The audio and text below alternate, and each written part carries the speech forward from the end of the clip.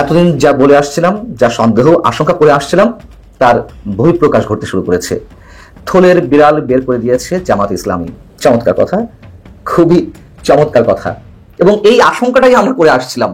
আওয়ামী লীগ সরকারের পতনের 11 মাস পরে অবশেষে সেই আলোচিত সমালোচিত ফর্মুলাটা এবার প্রমাণিত হলো এবং প্রমাণের দায়িত্ব নিজের কাঁধে তুলে নিলেন। আমরা বরং বীরদের চিনতে পারবো যে কারা প্রকৃত অর্থে এই বীর, যারা পেছনে থেকে।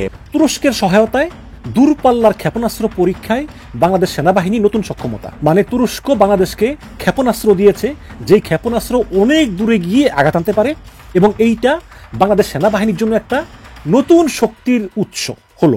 সব জল্পনা কল্পনার অবসান ঘটিয়ে বাংলাদেশের জন্য বিরাট সুখবর, বাংলাদেশ জিতে গেছে। এটা ওভারঅল আমাদের জন্য ভালো হয়েছে। সর্বশেষ খবর, ডক্টর মোহাম্মদ ইউনূস এবং ডক্টর খলিল, আপনারা কি করে মনে করেন একজন খুনিকে সেনা প্রধানের চেয়ারে বসিয়ে রেখে আরেকটা খুনির তন্ত্রীবাহক চুপ্পুকে গণভবনে বসিয়ে রেখে, বঙ্গভবনে বসিয়ে রেখে আপনারা বিডিআর হত্যাকাণ্ডের বিচার করবেন? 5ই আগস্টের মধ্যেই আমাদের মহামান্য চুপ্পু সাহেব চলে যাবেন। এটা আলতু ফালতু কোনো কথা না। হ্যাঁ, এটা আলতু ফালতু কথা না। এরকম কিছু হতে যাচ্ছে। এরকম কিছু হতে না গেলে ওনারা এই ইঙ্গিতটা দিত না। তো খালেদ মহিউদ্দিনরা হইল শয়তানের চেলা। ওই দুনিয়ায় মানুষের মুখোশে এরা বড় হয়, কিন্তু আসলে এদের ভিতরটা হলো শয়তানের শয়তানি। তাই খালেদ মহিউদ্দিন এদের উপরে লানত পয়দা হাসিনা দিল্লি গিয়েছে। দর্শক, বিএনপির নেতাকর্মীদের পুলিশ গ্রেপ্তার করে থানায় নিয়ে যায়। অতঃপর বিএনপির কিছু নেতাকর্মী গিয়ে থানায় হামলা করে সেই নেতাকর্মীদেরকে ছাড়িয়ে নিয়ে আসে। দর্শক, এই ঘটনা তো আপনারা ইতিমধ্যেই জানেন। এখন প্রশ্ন হচ্ছে, এই যে পরিস্থিতি, এই পরিস্থিতিতে এসে ডক্টর মোহাম্মদ ইউনূস কি সুস্থ নির্বাচন করতে পারবেন? দর্শক, এই বিষয়ে আপনি কি মনে করছেন সেটি অবশ্যই কমেন্ট বক্সে জানাবেন, এবং আপনারা ঠিক কতদিন পর বা কত বছর পর নির্বাচন চান সেটিও জানাবেন। দর্শক, এরই সাথে সাথে বাংলাদেশকে সবসময় দুর্বল হিসেবে চিহ্নিত করে এসেছে পাশের দেশ ভারত, কেননা বাংলাদেশের নেই কোনো যুদ্ধাস্ত্র বা মরণঘাতী কোনো অস্ত্র। দর্শক, হঠাৎ করে এমন একটি খবর বেরিয়ে এসেছে যেটি জানলে আপনারা চমকে উঠবেন। বাংলাদেশ সেনাবাহিনী দূরপাল্লার ক্ষেপণাস্ত্রের একটি পরীক্ষা চালিয়েছে। দর্শক, বাংলাদেশের ইতিহাসে প্রথম ডক্টর মোহাম্মদ ইউনূস সরকারের আমলে এসে এই ঘটনাটি ঘটায় অনেকেরই কিন্তু পিলে চমকে গিয়েছে। তো দর্শক, হঠাৎ করে বাংলাদেশ সেনাবাহিনী এটি কাদের সহায়তায় এই কাজটি করেছে এবং কারা সাহায্য সহযোগিতা করেছে এই দূরপাল্লার ক্ষেপণাস্ত্র পরীক্ষা বা এটি বানাতে, দর্শক সেটি কিন্তু আশা করছি আজকের নিউজটি সম্পূর্ণ মনোযোগ সহকারে দেখলেই বুঝতে পারবেন। এরই সাথে সাথে আমি ভিডিও শুরুতে আপনাদের আরো যে ভিডিওগুলোর অংশ বিশেষ দেখিয়ে শুরু করেছিলাম, সেই ভিডিওগুলোর বিস্তারিত আলোচনা দেখাবো। তবে তার আগে বলি, যারা এখনো চ্যানেলটি সাবস্ক্রাইব করেননি সকলে চ্যানেলটি সাবস্ক্রাইব করে পাশে থাকা বেল আইকনটি বাজিয়ে দিবেন। আর যারা ইতিমধ্যে সাবস্ক্রাইব করে গেছেন তাদের সকলকে অসংখ্য ধন্যবাদ। তো চলুন একটি লাইক দিয়ে আমরা ধারাবাহিকভাবে সবগুলো ভিডিওর বিস্তারিত আলোচনা দেখে আসি।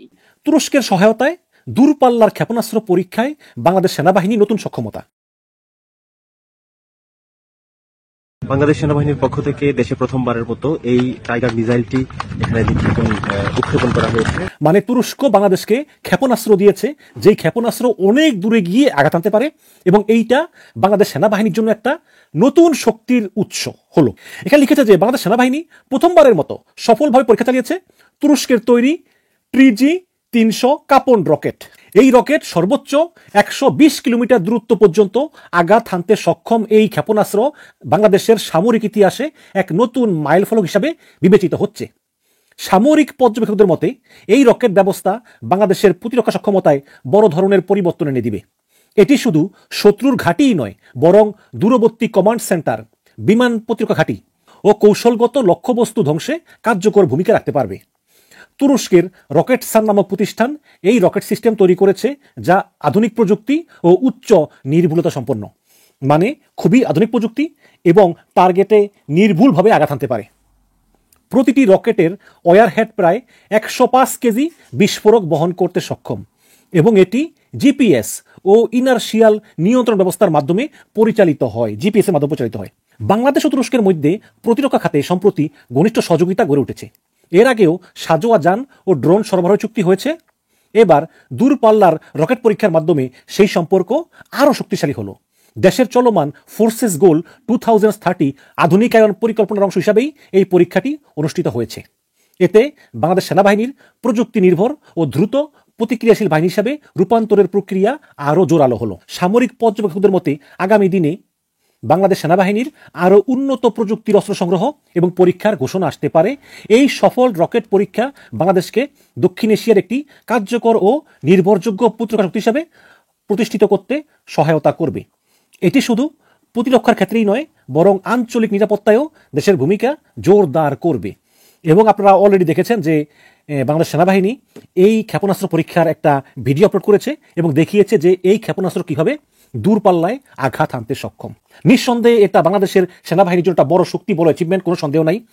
এখন প্রশ্ন হচ্ছে যে এই ঘটনা শুনে ভারতের অবস্থা কী হবে। দর্শক, নিঃসন্দেহে ভারত এটা শুনে খুবই চিন্তিত হয়ে পড়বে, কোনো সন্দেহ নাই। কারণ বাংলাদেশ কিছুদিন আগে যখন লালমনিরহাটে তাদের পুরাতন বিমানবন্দর আবার চালু করার ঘোষণা দিয়েছিল এবং সেখানে কিছু চীনের তৈরি যুদ্ধ বিমান থাকবে, এটা শুনেই ভারতের চক্ষু চড়ক গাছ। কারণ লালমনিরহাট ভারতের সীমান্তের খুবই কাছে এবং চিকেন নেক থেকেও কিন্তু খুবই কাছে। এইরকম একটা স্পর্শকাতর জায়গায় যখন বাংলাদেশ একটা বিমান ঘাঁটি করবে, যুদ্ধ বিমানের ঘাঁটি, তখন স্বভাবতই ভারত খুবই চিন্তিত। তো দেখেন, এই কারণেই ভারত কিন্তু আগে থেকেই নাকশ। কিন্তু এখন এই তুরস্ক থেকে গোপন এই ক্ষেপণাস্ত্র আনলো, এনে পরীক্ষা চালালো, অবশ্যই ভারতের কাছে সংবাদ গেছে, কারণ ভারতের গোয়েন্দারা নিশ্চয়ই এই সংবাদ বের করে তার কাছে দিয়েছে। তো এখন ভারত চুপ থাকলেও ভারত কিন্তু তারা যে মনে মনে নাকশ হয়েছে এতে কোনো সন্দেহ নাই। এখন প্রশ্ন হচ্ছে যে বাংলাদেশ কি আসলে পারমাণবিক সক্ষমতা অর্জন করবে? দেখুন, এই যে তুরস্ক থেকে ক্ষেপণাস্ত্র টানলো, এই ক্ষেপণাস্ত্রের ওয়ারহেড প্রায় 105 কেজি বিস্ফোরক বহন করতে সক্ষম। এখন এই ক্ষেপণাস্ত্রের ওয়ারহেডের ভিতরে 105 কেজি বিস্ফোরকের বদলে যদি এই 105 কেজি বা সামান্য পরমাণু অস্ত্র দিয়ে দেয়, তাহলেই কিন্তু যেই দেশের দিকে ছুড়বে ওই দেশ পুরোটা শেষ হয়ে যাবে, একদম শেষ হয়ে যাবে। ডক্টর মোহাম্মদ ইউনূস এবং ডক্টর খলিল, আপনারা কি করে মনে করেন একজন খুনিকে সেনা প্রধানের চেয়ারে বসিয়ে রেখে আরেকটা খুনির তল্পি বাহক চুপ্পুকে গণভবনে বসিয়ে রেখে, বঙ্গভবনে বসিয়ে রেখে আপনারা বিডিআর হত্যাকাণ্ডের বিচার করবেন?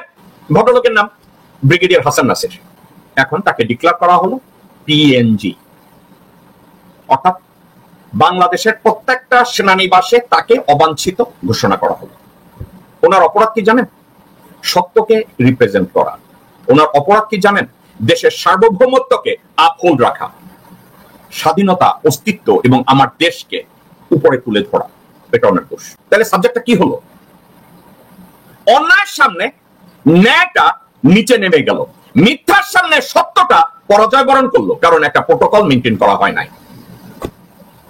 আমি গত রাত্র পর্যন্ত একটা বিষয় নিয়ে স্টাডি করার চেষ্টা করেছি।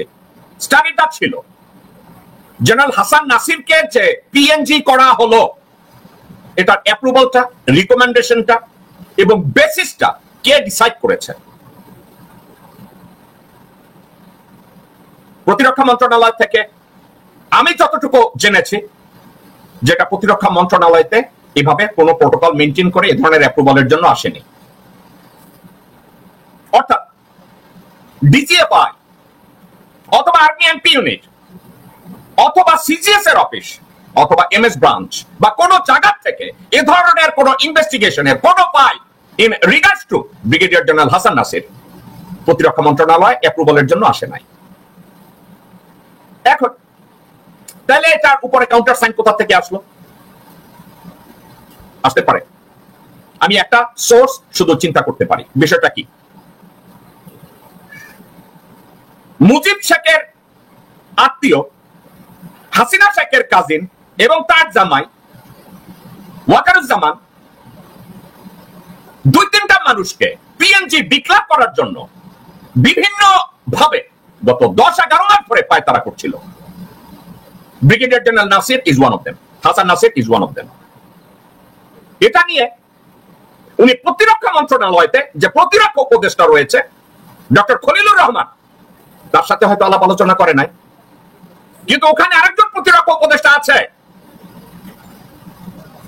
জেনারেল ওয়াকারের পাঁচাটা গোলাম জেনারেল হাফিজ, এবং ডক্টর মোহাম্মদ ইউনূসের ওখানে আরেকটা গোলাম আছে, চাকর আছে, জেনারেল ফেরদৌস। তাদের ছোটে যদি বঙ্গভবনে বসে থাকা আর একটা হারামখোর বসে আছে চুপ্পু, তার কাছে যদি ফাইলটা পাঠানো হয়, দেন লারে লাপ্পা, কাউন্টার সাইন হয়ে গেছে। কি করা হলো? ডক্টর মোহাম্মদ ইউনূসকে বাইপাস করা হলো, ডক্টর খলিলকে বাইপাস করা হলো, একটা সরকারের ভিতরে আরেকটা সরকারের অ্যাক্টিভিটিসকে হালাল করা হলো। আমরা যদি প্রতিরক্ষা মন্ত্রণালয়ের দায়িত্বে নিয়োজিত ডক্টর খলিলকে যদি বলি যে এটা যদি তার কাছে না আসে, এ ধরনের একটা অর্ডার কি করে এক্সিকিউট হলো এবং জেনারেল নাসিরকে কিভাবে পিএনজি ডিক্লেয়ার করা হলো। ডক্টর খলিল, আমি আপনাদেরকে শুধু একটা কথা বলবো, আপনারা যদি রয়ের সামনে, ভারতীয় হাই কমিশনের সামনে, জেনারেল ওয়াকারের সামনে দায়িত্ব পালনে ব্যর্থ হন, আমি আপনাদেরকে বলবো, you better disclose everything in front of the people and resign. We have enough, we are having enough. We do not have that much stomach to take it. General Hasan নাসিরের মতো মানুষকে যদি আজকের পিএনজি করা হয়, ডক্টর খলিল আপনাকেও PNG করা হবে 2 মাস পরে। আমি আগেও বলেছি, এখনো বলছি, জাউরা বামপন্থীদের কাছে ইসলামিক স্কলাররা কখনো ইন্টারভিউ দিতে বা ওই জাউরা সাংবাদিকদের কাছে কখনো আপনারা যাবেন না কথা বলতে। কিন্তু জামাতের আমিরও আমি দেখলাম যে বারবার যাচ্ছেন ঠিকানার মহিউদ্দিন খালেদের কাছে, আবার এখন গেলেন চরমুনার পীর ফয়জুল করিম সাহেব। আর সেই ফয়জুল করিম সাহেবকে নিয়ে কি একটা মিথ্যা বানোয়াট সংবাদ প্রচার করা হলো আজকে ইত্তেফাক পত্রিকাতে, আপনাদের সামনে আমি তা তুলে ধরছি। ঠিকানায় খালেদ মহিউদ্দিনের টকশো, ক্ষমতায় গেলে আফগানিস্তানের মতো বাংলাদেশ বানাতে চাই ফয়জুল করিম পীর সাহেব চরমুনাই। এই হেডলাইনটা এই মুহূর্তে ব্রেকিং নিউজে আছে ইত্তেফাক পত্রিকাতে। দেখেন, রসুনের কুয়াশগুলা আলাদা আলাদা থাকে, হুগাটা আছে না, পাসাটা আছে না, এটা একসাথে থাকে। সব শয়তানের হুগা আর পাসা একসাথে। ইত্তেফাক, প্রথম আলো, এই সবগুলা কিন্তু এই খালেদ মহিউদ্দিন, এরপরে আরো কয়েকটা মিলে যেভাবে আছে, আগে যেভাবে বাংলাদেশের সাংবাদিকতার ভিতরে বামপন্থীরা প্রভাবিত করতেন, সেই বামপন্থীদের মধ্যে কিন্তু হেড অব দ্য ডিপার্টমেন্ট হলো বর্তমানে খালেদ মহিউদ্দিন। এবং খালেদ মহিউদ্দিনকে এফ সালমান রহমানের টাকা দিয়া এখন আমেরিকায় প্রতিষ্ঠিত করছে তাকে, তার মাধ্যমে যাতে করে বাংলাদেশে আওয়ামী লীগকে আবার পূর্ণ প্রতিষ্ঠা করা যায়। বাংলাদেশে তৃতীয় মাত্রার জিল্লুর রহমানও এখানে জড়িত আছে। এখানে আছে আরেকজন আছে না, মিষ্টি মিষ্টি কথা বলে যে আওয়ামী লীগের এমপি হয়েছিল, মাঝে মাঝে আবার টকশোতে গিয়ে কোরআন হাদিসের কথা কয়। তাই এই রনিকে তো আপনারা ভালো করে চিনেন, হ্যাঁ, গোলাম মাওলা রনি। আর এর নাম দিয়েছে সাংবাদিক ইলিয়াস ভাই গোলাম ময়লা রনি। এই গোলাম ময়লা রনি এবং এই খালেদ মহিউদ্দিন এবং সাংবাদিক মাসুদ কামাল, এই সবগুলা কিন্তু রসুনের এক পাশা, সব শয়তানের গুড়াটা এক জায়গায়। চরমুনায়ের পীর সাহেব একজন পীর সাহেব, উনি তো আর ওই শয়তানির পেজ বুঝেন না। জিরাপির পেজ যে খালেদ মহিউদ্দিনের কাছে আছে, এটা তো আর উনি বুঝতে পারেন নাই। এখন দেখেন, উনি বলছে ভালো ভালো কথা, আর হেডলাইন করছে এমন একটা কথা যেই কথার ভিতরে পশ্চিমা বিশ্বকে ভয় দেখাতে পারে যে জামাত, ইসলামী আন্দোলন, এনসিপি এবং ইসলামী দলগুলা সরকার গঠন করলে বাংলাদেশে কি হবে, আফগানিস্তান হবে। এইরকম প্রপাগান্ডা দেখেন আজকে 2 দিন পরই শুরু হয়ে গেল ইত্তেফাকের মাধ্যমে। তাই এই জিনিসগুলা সাংবাদিকদের শয়তানিটা আলেমুল আমা ইসলামী দলের নেতারা একটু না বুঝলে, আমি সবিনয় ভাবে আপনাদের কাছে 2 হাত ধরে করজোর করছি, আপনাদের ভিতরে যারা মিডিয়াতে পারদর্শী আপনাদের দলের, আপনারা মুখপাত্র বানাইয়া দেন। দল থেকে, প্রত্যেক দল থেকে একাধিক মুখপাত্র রাখেন, তারাই শুধু মিডিয়াতে কথা বলবে। সবাই কথা বলা দরকার নাই, কারণ আপনাদেরকে এমন পেঁচাইয়া ফেলবে এই বানরগুলা কিন্তু বানরের ঠাইলে ঠাইলে আগায় পাতায় দৌড়াইতে জানে। যেরকম শয়তান পারে, জিন শয়তান এখান থেকে ওইখানে চলে যা, 1 সেকেন্ডে ঢাকা থেকে দিল্লি চলে যা, জিন শয়তান। তো এইগুলা হলো বানর আর শয়তান। এইগুলার সাথে আপনারা যারা ভালো আলেম উলামা, ইসলামিক জ্ঞান নিয়ে আপনারা ব্যস্ত থাকেন, আপনারা আধ্যাত্মিক জ্ঞান নিয়ে ব্যস্ত থাকেন, যার কারণে দুনিয়ার এই শয়তানদের সাথে আপনারা গেলে আপনাদের একটা মুখের কথা নিবে ছোট্ট কইরা, এটাকে একটা বড় বরাক বাস বানাইয়া ফেলবে, বড় আইক্যাওলা বাস বানাইয়া পরে সারবে। আমি এই কারণে বলছি, সব শয়তানের গুড়াটা এক জায়গায়, রসুনের গুড়াটা এক জায়গায়। আমাদেরকে প্রচুর ভেবে চিনতে বামপন্থীদের সাথে টকশোতে যেতে হবে। ভেবে চিনতে বামপন্থীদের সাথে টকশোতে প্রত্যেক দলের থেকে সিলেক্ট করে রাখেন কারা কারা টকশোতে যাবে এবং তারাই কথা বলবে। কারণ প্রত্যেকে আপনাদেরকে একজনকে গোলাটে করতে পারলে কিন্তু পুরা যে এখন যে ইসলামী দলগুলো একটা বাক্স হচ্ছে, এক বক্সে আপনারা ভোট দিবেন, সেটারে কিন্তু একেবারে পানিতে ভাসাইয়া দিবে। এই ধরনের কোনো পয়েন্ট এবং এই ধরনের কোনো কথা পেলে তারা পশ্চিমা বিশ্বের কাছে এগুলা ছড়িয়ে দিবে। ইংরেজি পত্রিকা, বিভিন্ন পত্র পত্রিকায়, বিভিন্ন CNN, তারপরে BBC, তারা সাক্ষাৎকার দিয়ে বলবে যে এগুলা জঙ্গি বা এগুলা বাংলাদেশে আরেকটা তালেবান রাষ্ট্র বানাতে চা। সেই দিকে খেয়াল রেখে কথা বলতে হবে আমাদেরকে এবং এদের কাছ থেকে দূরে থাকতে হবে। 5ই আগস্টের মধ্যেই অথবা 5ই আগস্টেই আমাদের মহামান্য ছুপ্পু সাহেব চলে যাবেন, আর ওই চেয়ারে বসবেন বেগম খালেদা জিয়া। এই কথাটা প্রথম বলছে পিনাকি ভট্টাচার্য কয়েকদিন আগে। ওটা বলার পর এটা নিয়ে অনেক কথা হচ্ছিল চারিদিকে, কিন্তু পিনাকি ভট্টাচার্য আজকেও একটা ভিডিও দিলেন। ওই ভিডিওতে উনি পুরোপুরি ব্যাখ্যা দিয়ে দিলেন কেন দরকার বেগম খালেদা জিয়াকে, অর্থাৎ ম্যাডামকে রাষ্ট্রপতির ওই চেয়ারে দেখতে চায় পিনাকিদা। ওনার দৃষ্টিভঙ্গি থেকে উনি এই কথাগুলো বলছে যে এটা হইলে খুবই ভালো হবে। প্রধান উপদেষ্টা ডক্টর ইউনূস স্যার, এই দুইজনে থাকবে খুঁটির মতো, ওনাদের আন্ডারে নির্বাচন হবে, ওনাদের অধীনে নির্বাচন হলে ওই নির্বাচনটা খুব গ্রহণযোগ্য হবে, সবাই মেনে নিবে। এটা পিনাকিদার কথা। কিন্তু পিনাকিদা কি এটা ওনার মন থেকে এমনি বললো, খামাখা বললো, ওনার ইচ্ছা হয়েছে আর উনি বইলা দিল? এরকম কি মনে হয় আপনাদের? না না না, এরকম আমার মনে হয় না। কারণ কি জানেন, ওনাদের সঙ্গে ডিপ স্টেটের একটা যোগাযোগ আছে। হ্যাঁ, আমাদের বাংলাদেশের ডিপ স্টেট, ওই যে আমেরিকা থেকে শুরু হলো ডিপ স্টেট, ওই ডিপ স্টেট আমাদের বাংলাদেশও আছে, ওইটার সঙ্গে যোগাযোগ আছে ওনাদের। ইলিয়াস হোসেন সাহেবের যোগাযোগ আছে, পিনাকি ভট্টাচার্যের যোগাযোগ আছে, কনক সারওয়ার সাহেবের যোগাযোগ আছে, আরো অনেকের আছে। দেখেন না ওই যে এয়ারপোর্টের ওই যে ম্যাগাজিনের ফুটেজ, এয়ারপোর্টে যে আসিফ মাহমুদ পার হইতেছিল, ওই ঘটনা ঘটার সঙ্গে সঙ্গে ওই ফুটেজ অনলাইনে চলে আসলো কেমনে? আসছে তো ভাই। তার মানে সবাই যোগাযোগ আছে সব দিকে। তার মানে ওনারা কি খামাখা একটা কথা বলবে মানুষের সামনে যে বেগম খালেদা জিয়া রাষ্ট্রপতি, ছুপ্পু সাহেবকে এখান থেকে সরে যেতে হবে 5ই আগস্টে? আজও এই কথাটা বলছে, এটা সেকেন্ড টাইম বলা, এর আগে আকার ইঙ্গিতে বলে যাচ্ছে। তার মানে কি এটা আলতু ফালতু কোনো কথা না। হ্যাঁ, এটা আলতু ফালতু কথা না, এরকম কিছু হতে যাচ্ছে। এরকম কিছু হতে না গেলে ওনারা এই ইঙ্গিতটা দিত না। ভিতরে এরকম কিছু আলোচনা চলছে, হয়তোবা লন্ডনে বৈশা এই আলোচনাটাই হয়েছে। হ্যাঁ, লন্ডনে বৈশা ডক্টর মোহাম্মদ ইউনূস স্যারের সাথে তারেক রহমান সাহেবের এরকম একটা আলোচনা হয়েছে যে আমরা এরকম কিছু একটা সিস্টেম করতে চাই, যার ফলে 5ই আগস্টের মধ্যেই এই ঘটনাটা ঘটতে পারে। কারণ এটা ঘটলে আপনারা কিভাবে নিবেন? আমাকে যদি ব্যক্তিগতভাবে প্রশ্ন করেন যে মহামান্য রাষ্ট্রপতির পদে বেগম খালেদা জিয়া, আমি বলবো A1, আমি ভিতর থেকে খুশি। কারণ কি, ওনাকে একটা সম্মান দেওয়া হলো। কিন্তু এটা কি সবাই মেনে নিবে এই মুহূর্তে? এই মুহূর্তে মেনে নিবে কিনা এটা একটা প্রশ্নবোধক চিহ্ন। কারণ এই মুহূর্তে বিএনপির ইমেজ এমন একটা জায়গায় পৌঁছে গেছে, মানুষের মধ্যে শুধু একটাই প্রশ্ন, কেন ওরা এরকম পাগলামি করতেছে? চরম পাগলামি হইতেছে। তো ভাই, ভোলার ঘটনাটা তো আপনারা জানেন। হ্যাঁ, হাজবেন্ডকে হাত পা বাইন্দা, আর বাকিটা বলতে চাই না। এই ধরনের ঘটনা বুঝছেন সিনেমাতে ঘটে, সিনেমাতে ঘটে, বাস্তবে ঘটে কিনা আমি জানি না, কল্পনাতে ঘটে। মান্নার, আমি জেল থেকে বলছি, এই ছবিটা আপনারা দেখেন, আমি বানাইছিলাম। ওইখানে বুঝছেন কল্পনার জগতে যায়া পুরা একটা বাড়ি ঘেরাও কইরা ভিলেনরা আর কি, ভিলেনরা মান্নার বোনকে অত্যাচার করে। বুঝা নিয়েন ব্যাপারটা, এটা ছিল কল্পনার ব্যাপার। বুঝছেন, ওই যে তামিল ছবি টবিতে হয় এরকম ঘটনা, ওগুলা দেখা লেখা, কিন্তু সেই অকল্পনীয় জিনিস বাস্তবে ভোলায় ঘইটা গেল। তো ভাই, বুঝতে পারেন ব্যাপারটা? সিনেমাকেও হার মানাচ্ছে। আবার দেখেন রাজনীতির মারপ্যাচ কত কঠিন, কত করুণ। লুৎফুজ্জামান বাবর, উনি তো ভাই বিএনপির সঙ্গে ওতপ্রোত জড়িত, এবং উনি মন্ত্রীও ছিলেন, স্বরাষ্ট্রমন্ত্রী ছিলেন। ভাবা যায় ওনার ওই যে 10 ট্রাক মামলা, ওই 10 ট্রাক অস্ত্র উনি কি নিজের ইচ্ছায় আনছিল? ওনার ব্যক্তিগত কারণে ওইটা শোনা যাচ্ছিল ওই 7 সিস্টারে সাপ্লাই হবে, এটা কি ওনার একক ইচ্ছায়? এটার সাথে ডিপ স্টেট জড়িত ছিল না, উপরের থেকে জড়িত ছিল না? অবশ্যই ছিল।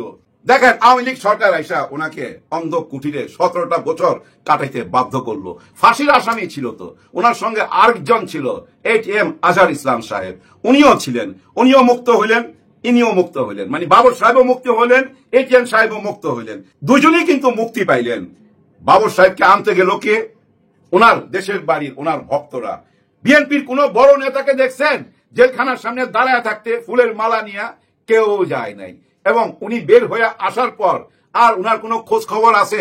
এই যে 17টা বছর জীবনের কাটায় দিল, ফাঁসির আসামি থেকে বাইর হয়ে আসলো, ওনার রাজনীতি কি শেষ? ওনার কি কোনো বলার কিছু নাই? ওনার ভিতরে কোনো ক্ষোভ নাই, দুঃখ নাই, কষ্ট নাই? ওনাকে বলার সুযোগ দেওয়া হয়েছে? বা আমাদের সাংবাদিক ভাইরা খুঁজা বাইর কইরা ওনার কোনো বক্তব্য আমাদেরকে শোনাইছে? কিচ্ছু শোনায় নাই। উনি কিন্তু পিছনে চলে গেল। দেখেন ওনার জীবনের রাজনীতির এন্ডটা কত খারাপ, দি এন্ডটা কত খারাপ না? আবার ঠিক ওনারই সাথে একই সঙ্গে একই জেলখানায় ছিলেন এটিএম আজহার সাহেব। দেখেন উনি যেদিন বের হয়, ডাক্তার শফিকুর রহমান সাহেব নিজে ফুলের মালা নিয়ে দাঁড়ায় ছিল এবং জামাতে ইসলামের সমস্ত কর্মীরা দাঁড়ায় ছিল, ওনাকে রিসিভ করলো। তারপর ওনাকে নিয়ে আসলো কোথায়? শাহবাগ। শাহবাগ কেন? বাংলাদেশে এত জায়গা থাকতে শহীদ মিনার না কেন? শাহবাগ এই জন্য, এই শাহবাগ থেকেই বুঝছেন মব জাস্টিস হয়েছিল। এই শাহবাগ থেকেই চিৎকার করে বলছিল কাদের মোল্লার ফাঁসি চাই, এটিএম আজহার সাহেবের ফাঁসি চাই, এবং কাদের মোল্লা সাহেবের ফাঁসি হয়ে গেছে। আল্লাহ উনাকে বাঁচায় রাখছে, উনি বাইচা গেছে। যার জন্য শাহবাগে এসেই কিন্তু উনাকে ফুলের মালা দেওয়া হয়েছে, ওখানে বক্তব্য রাখছে, ওনার দলের লোকজন সবাই সামনে ছিল। এখন দেখেন উনি কিন্তু রাজনীতিতে আবার জড়ায় গেছে এবং ভবিষ্যতে দেখবেন উনি মন্ত্রীর পদও পাবে। হ্যাঁ, জামাত ইসলামের পক্ষে থেকে মন্ত্রীর পদ পাবে, ওই সংসদে যাবে, উনার গাড়িতে বাংলাদেশের পতাকা উঠবে। কিন্তু বাবর সাহেবের গাড়িতে বাংলাদেশের পতাকা কি আর উঠবে না? তাহলে উনার জীবনটা শেষ এখানেই। এইটাই রাজনীতি, বুঝছেন? রাজনীতির বলি। দর্শক, আমি আশা করছি আপনারা সকলে অত্যন্ত মনোযোগ সহকারে সবগুলো ভিডিও দেখেছেন। এমনকি দর্শক, যদি এই ভিডিওগুলো সম্পর্কে আপনাদের কোনো মতামত থেকে থাকে তাহলে তো অবশ্যই জানাবেন। দর্শক, নিউজটি শেষ করছি এখানেই, ফিরছি পরবর্তী নিউজে নতুন কোনো টপিকে। আল্লাহ হাফিজ।